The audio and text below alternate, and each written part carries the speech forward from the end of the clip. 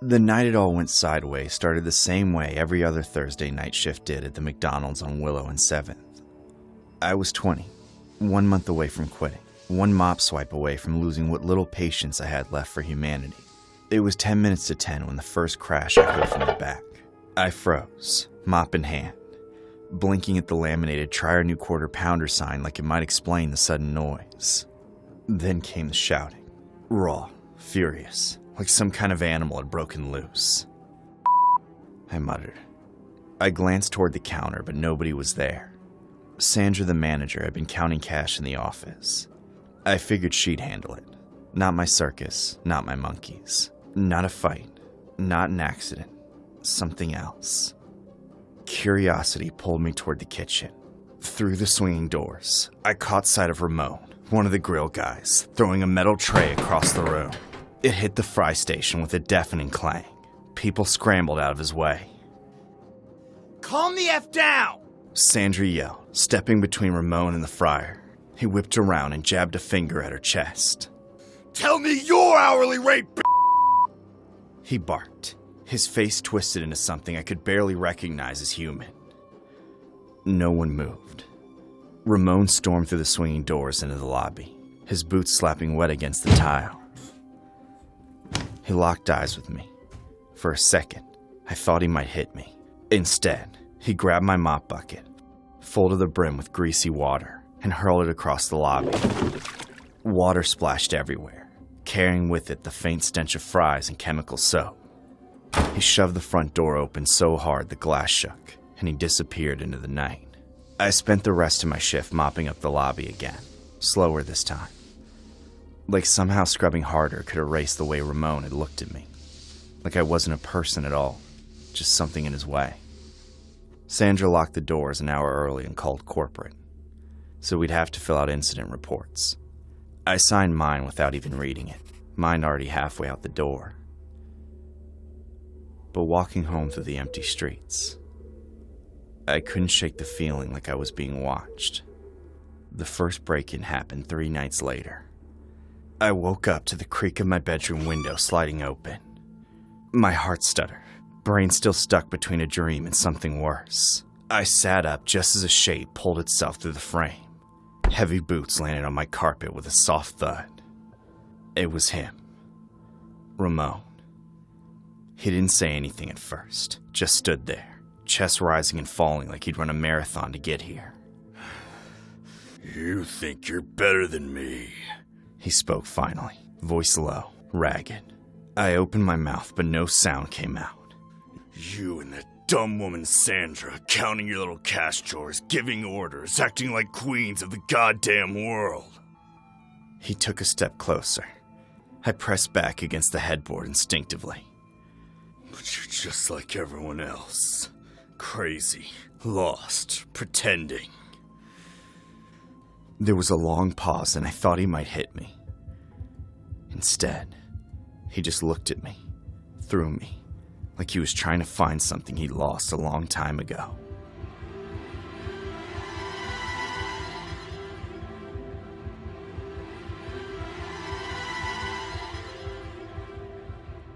And then, just as suddenly, he turned, climbed back out of the window, and disappeared into the night. I didn't sleep after that. I didn't tell anyone either. What would I say? That Ramon, the guy who trashed the fryer station, broke into my house to... Besides, part of me, God help me, part of me wasn't scared. Part of me understood. A week later, Sandra got hit. I found her outside the McDonald's after closing, sitting on the curb smoking a cigarette with trembling fingers. "He came to my place," she said, voice hollow. Middle of the night, walked in through the damn patio door like he owned it. I stared at her, heart hammering. He didn't hurt me. He just stood there, talking. About how women are crazy, how we drive men insane, how we're all fake. And then, Sandra stubbed out the cigarette against the concrete, hard enough to crack the filter. "I'm calling the police," she said. I stopped her. Sandra, think about it. You call the cops, then what happens? They haul him in, maybe. Or maybe they just let him go. Maybe he gets out and gets angrier, I said, crouching down beside her. She looked at me wild-eyed. So we just let him? I shook my head. You don't get it. Guys like Ramon aren't wired like the rest of us. The world pushes and pushes them, and eventually they break. I heard my own words, knew how crazy they sounded, but I couldn't stop. Some part of me, the part that hadn't stopped thinking about Ramon since that night, believed it. They need release. Not permission or forgiveness. Just release. Sandra stared at me like I was speaking another language. It sounds like you're defending him, she said. She lit another cigarette with shaking hands. She didn't call the cops. Neither did I. A few nights later, Ramon came back. Not to my window this time. To the front door. Brazen. Calm. I didn't scream. Didn't run. I opened the door and let him in.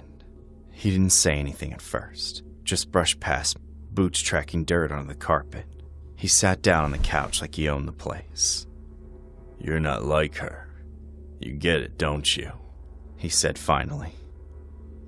I sat down on the floor across from him, knees tucked to my chest. Get what? He smiled. It wasn't a nice smile. It was a smile carved out of bone and bad decisions. Pressure, and what it does to a man. We sat there in silence, the cheap clock on the wall ticking like a bomb. The air between us was already thick with something heavier than hands. He stayed for an hour, maybe 2. Then he left. I locked the door behind him and stood there, forehead pressed against the wood, shaking. Not with fear, but with something else, something closer to understanding. I never saw him again after that. Sandra quit 2 weeks later. Said she was moving back to Texas to be near family. Couldn't hack it here anymore. I stayed. Someone had to. This story was submitted by one of our subscribers. 4 years ago, when she used to work at McDonald's, one of her colleagues created a ruckus in the kitchen, shouted at the manager, and threw the water from her bucket, then looked at her angrily and walked away. Thankfully, he was fired soon after, and they never encountered him again.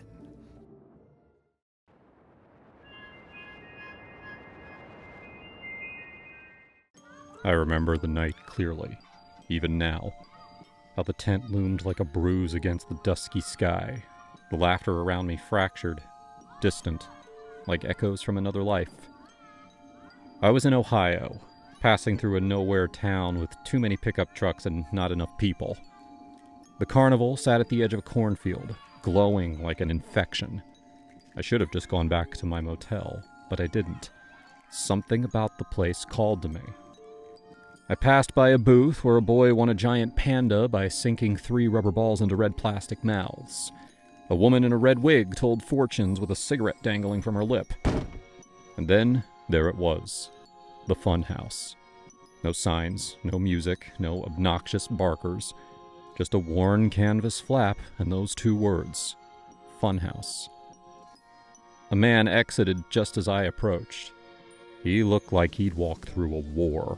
Hollow cheeks, eyes that stared straight through me. He didn't blink. He just walked away. I hesitated. That should have been my cue. But I stepped inside. The air was thick, hot. I blinked until my eyes adjusted to the dark. A single spotlight shone from the ceiling, illuminating a corner. There hung a painting. It was old, the colors faded, the canvas cracked like dry skin. It showed a person riding a bicycle through some idyllic countryside.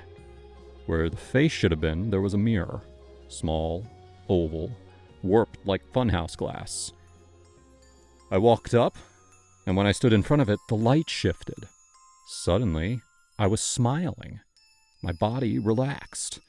A rush of euphoria spread through me like a high. I could hear wind in my ears, laughter, my own, echoing inside my skull. I was riding, really riding, like I was 7 again and life hadn't crushed me yet. Then the light moved. Another painting.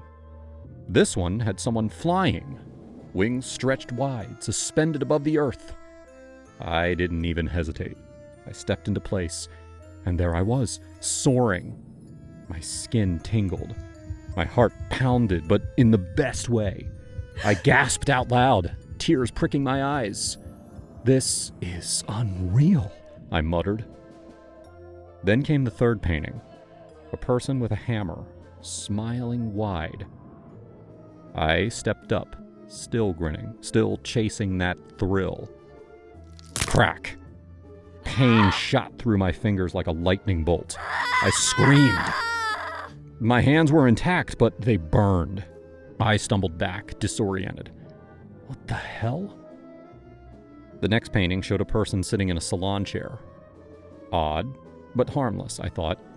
I stepped into place. A sudden, sharp tug on my scalp. Then another.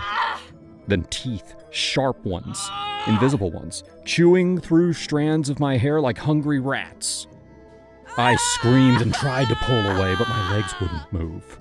I was glued, held. The light jumped to the next painting. My body was flung forward as if pulled magnetically.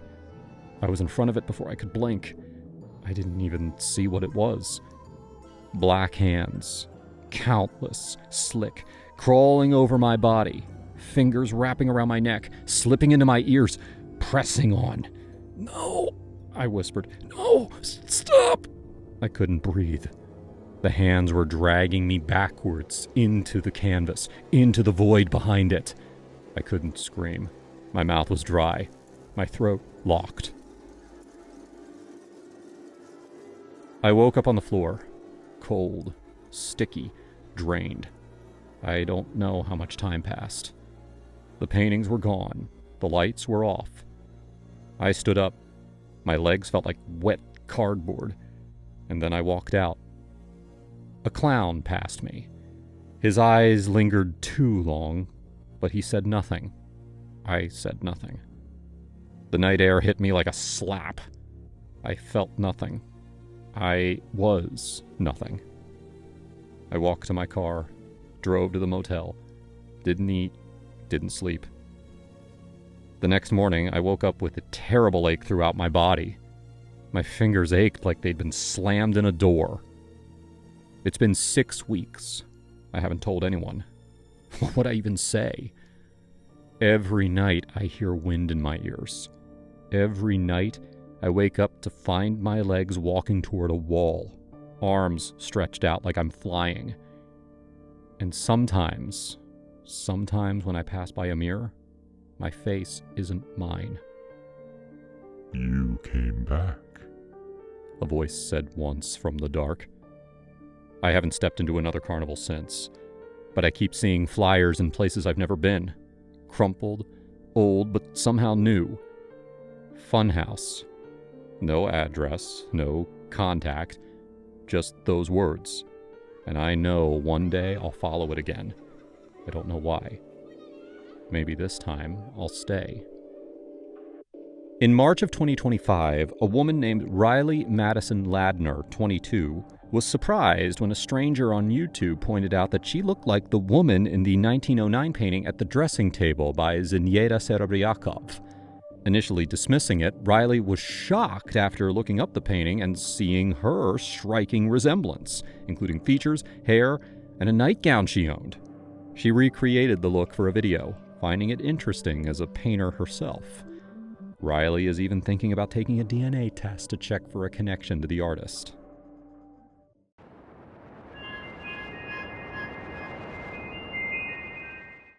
Martha walked as fast as she could. She fought through the pain.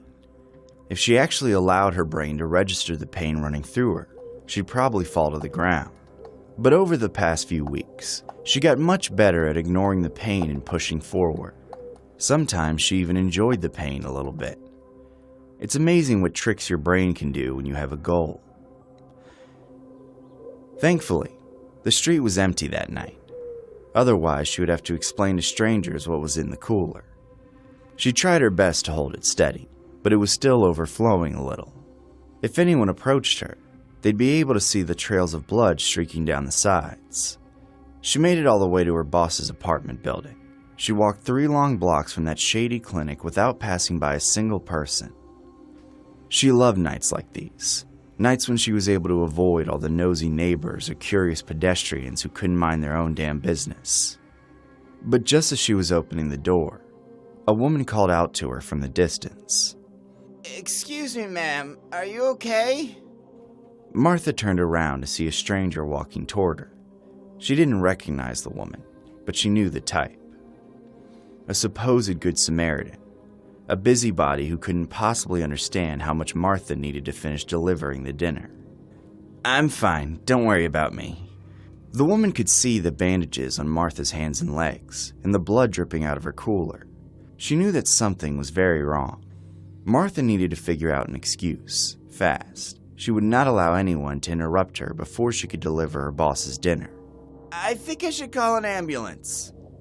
"Please don't, ma'am. I just got back from the hospital. I'm recovering now, which is why I look so weak." She kept looking at the cooler, obviously wondering what was inside. "Please, ma'am. I've had a long day and I'm starving.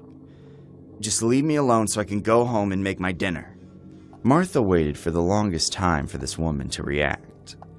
She knew that if the woman didn't back off, she'd be forced to call her boss and have him take care of her. But she didn't want to do that. She knew how much he hated to deal with those kinds of issues. Finally, the woman dropped it. Okay, well, take care, dear. Once Martha was alone, she let out a sigh of relief. She'd made it back to the apartment without any trouble. The hard part was about to come, though. She had to climb the stairs.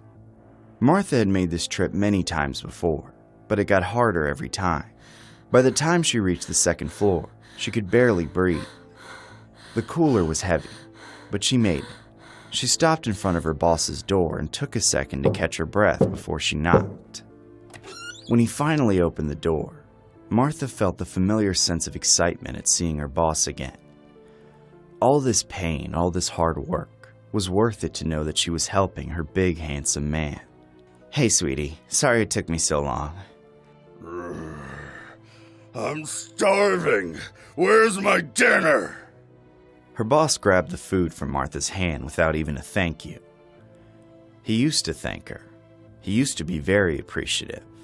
But the more he took, the worse he treated her. The man waddled to his table and opened the cooler to see what she'd brought. What is this? Martha didn't answer. She knew her boss always wanted to be surprised by his dinner. She helped him back into his chair while she went into the kitchen to fix up his stew. She poured all her new ingredients into the crock pot. She added his favorite spices and veggies, even though she knew that all he cared about was the meat. Hurry up! When it was finally done, Martha poured his stew into a bowl and brought it to him. She felt so excited for him to taste it. She obviously wouldn't eat any of the stew herself, but she couldn't deny that it smelled delicious. As he gobbled it down, letting the broth ooze messily down his face, she took off her jacket. All this cooking had gotten her very warm. Her boss took a break from eating to ask her again. What is it today? It's so much better than those tasteless ladyfingers. It's a fancy menu today, sir. I got you some ribs. In the real-world incident, Emily James from Kansas City spent $17,000 to have 6 ribs removed from her waist. The goal was to achieve a slimmer look, and she is now planning to pay someone to use the ribs, which she was allowed to take home with her, and craft them into a crown as a way to commemorate the procedure. The procedure is an elective cosmetic surgery, and she received mixed reactions on social media where she shared her story. Steadfast in the face of criticism, Emily says the surgery was her choice, done using her money, and should be seen as nothing different from other cosmetic procedures that people get done.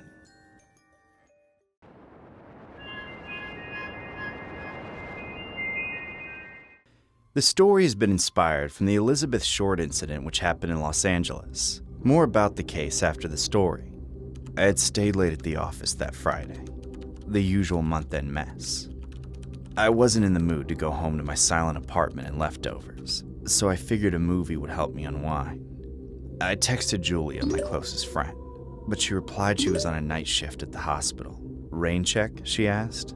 I told her no worries and walked alone to the theater just 2 blocks from my office. It was one of those vintage cinemas, with peeling posters and seats that creaked like old bones. I bought a ticket to some noir flick I barely remembered the name of.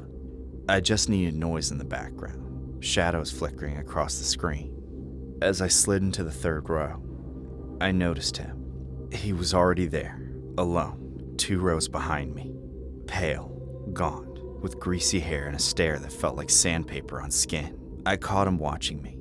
He didn't look away. During the previews, he moved. I heard the soft shuffle of shoes, then felt the weight of his presence as he sat 1 seat away from me. I turned my head slightly, whispering without making eye contact. Plenty of other seats, you know. He didn't respond, just breathed, slow and steady. I focused on the screen, but my heart was drumming too loudly to follow the plot. After the credits rolled, I bolted for the exit. I barely made it halfway through the lobby when he tapped my shoulder. I spun around, instinct on edge. He held out a rose. "For you," he said, his voice a hoarse rasp. I blinked at him, then scoffed. "You some kind of ugly clown trying to flirt? Save the theatrics." His expression didn't change.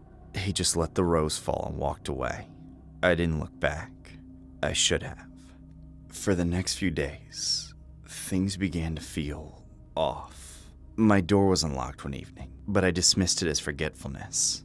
My cat Momo would meow at shadows and hiss at the corners of rooms. The feeling of being watched clung to me like humidity. Julia told me to get a grip.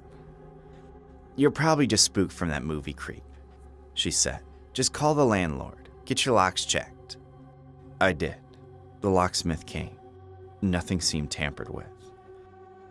"Maybe you just left it unlocked," he said with a shrug. But I never used the hidden key above the porch light. I hadn't in years. The night it happened, I had just come home from a dinner meeting. It was late, around 11. The air was still, too still. I fed Momo, tossed my heels by the door, and went to shower. I remember hearing a creak. I thought it was the pipes, or the cat, maybe both. I stepped out of the shower, towel wrapped and sleepy. Then I saw him, in the hallway mirror, behind me. I screamed, but it was too late. People say your life flashes before your eyes. That's bullshit. What flashed before mine was his face. Calm, cold, focused. He didn't yell, didn't grunt, just worked, like an artist with a deadline. His blade slid across my cheek. I remember the warmth of blood before the pain. He carved a smile from ear to ear. I blacked out. I woke up once, briefly. My body slumped beside a marble statue in the park I passed every morning. The one of the angel with broken wings.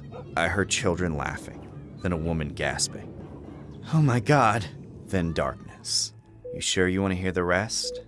Julia asked me weeks later. She was pale, shaken. I nodded from my hospital bed. My mouth barely worked, wired from the surgery. "They thought you were dead. Your pulse was so faint. He posed you, covered your body in roses and smeared blood on the statue. The cops thought it was a protest art piece. Took them 10 minutes to realize you were real." She looked away. He left no fingerprints, just a note. One line. She didn't like my gift. The media called him the Rose Killer, said I was the only one to survive. That made me a miracle, apparently, but I didn't feel like one. Every night, I saw his eyes in my dreams. I stayed awake until morning light. 2 months later, they arrested someone, a drifter with a record, but I knew it wasn't him, because 2 weeks ago, I received a package at my new address.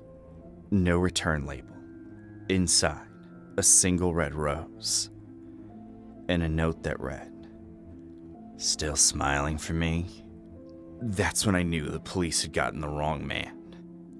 The real killer was still out there, watching. Julia moved in with me for a while. We'll figure it out, clutching her coffee with trembling hands. You're safe now. But she was lying. I could see it in her eyes. So I checked her phone one night. She had messaged someone. She insulted you? That pathetic woman. She deserves it. Just don't kill her, okay? Scare her. A smile will do. And the reply, smiling is what I do best. I didn't confront her. Not right away. I waited. Last night I left the house. Told her I had therapy. I doubled back, slipped into the shadows across the street, and watched through the window. She picked up her phone. She's gone. Come now. He appeared 20 minutes later. Same greasy hair, same pale face. My phantom. They were close. That's when I walked in. She froze. He turned. I didn't scream. I didn't cry. I smiled, my lips a stitched mockery. Thought I'd forgotten your eyes? I whispered, pulling the revolver from my coat. One shot for each. Quick, clean. No roses this time.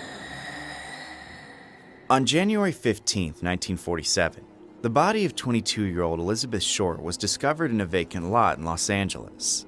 Nicknamed the Black Dahlia, Short had been brutally murdered, her face carved into a sinister smile.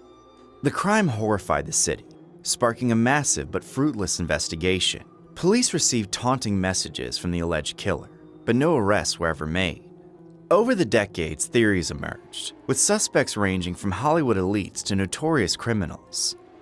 Despite extensive speculation, the case remains one of Los Angeles' most chilling unsolved murders, ensuring the Black Dahlia's legend endures.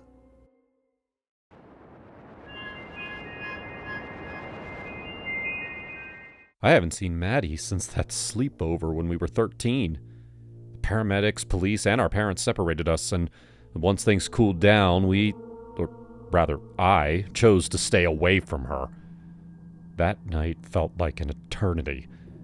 I still remember the sirens blaring as we held each other in the dark and damp lakeshore, waiting for anyone to find us, two helpless deers in headlights. I remember shivering, chattering my teeth so hard I felt like I'd bitten off my tongue. Pajamas drenched head to toe, I stared into Maddie's sunken eyes. They were bloodshot and unforgiving, with the embossed little veins creeping in her eyeballs. She'd been scared to death, I thought then.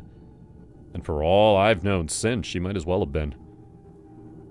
When we went to bed that night, Maddie and I were safely tucked in together, inseparable as we had been since grade school, a friends forever type of bond.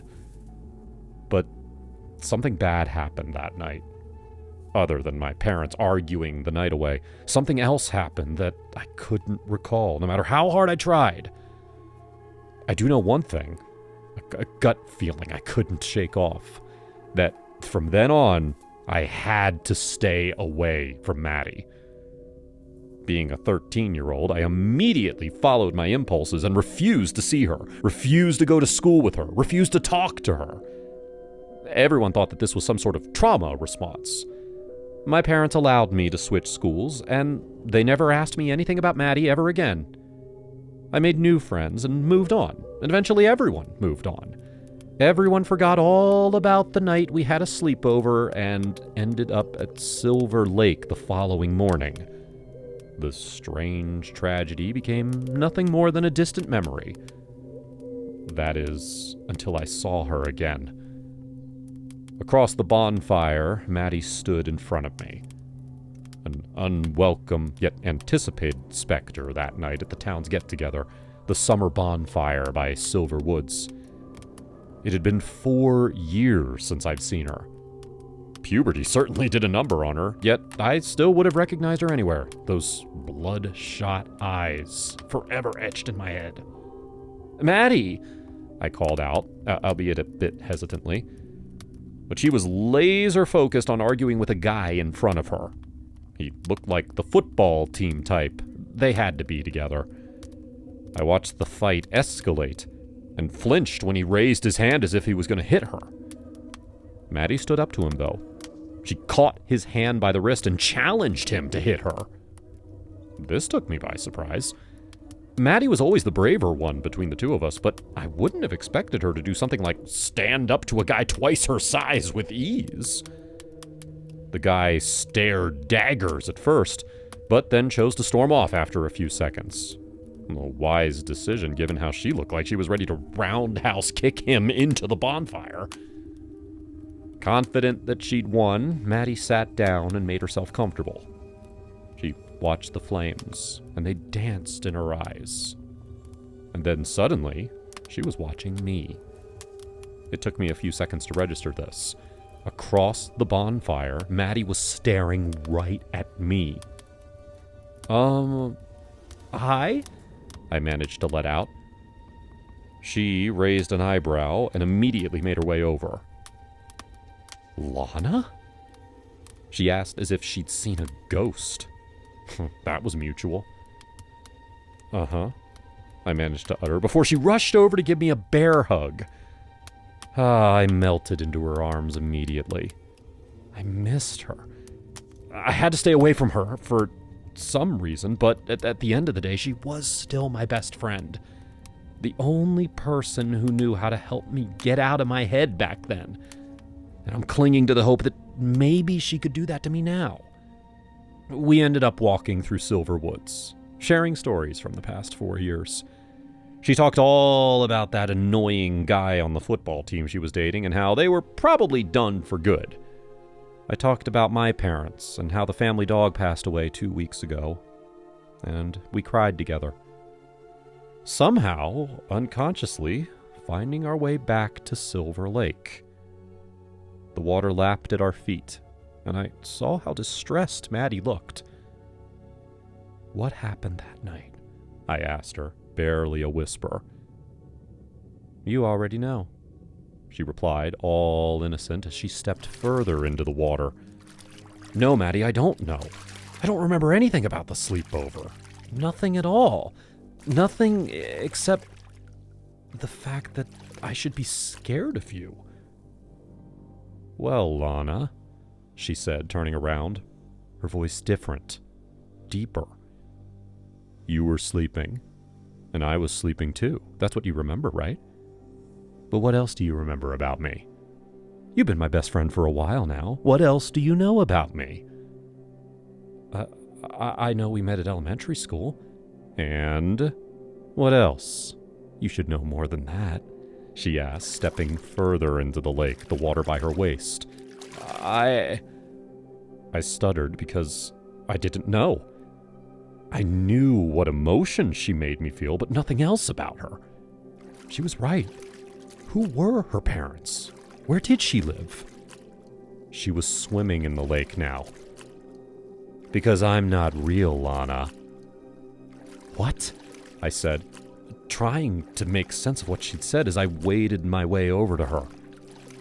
I reached her in the middle of the lake and looked right into those beautiful, bloodshot eyes of her, trying my best to keep myself afloat. I was never a good swimmer. Maddie caressed my face and whispered, I'm death, Lana. You turned to me when you were 13, and you're turning to me again now. Such a sad child. You should really learn how to not let other people's problems define you. Well, maybe in your next life. That's it. That's the answer I've been looking for. I guess everyone experienced death differently, and she was right.